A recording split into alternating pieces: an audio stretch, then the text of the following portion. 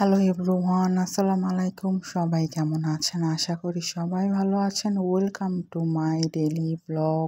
ভিডিওটি না টেনে দেখবেন, ভিডিওটি সম্পূর্ণ দেখবেন। ভিডিওটি ভালো লাগলে subscribe my YouTube channel, bell আইকনটি প্রেস করে দেবেন, লাইক করবেন, শেয়ার করবেন।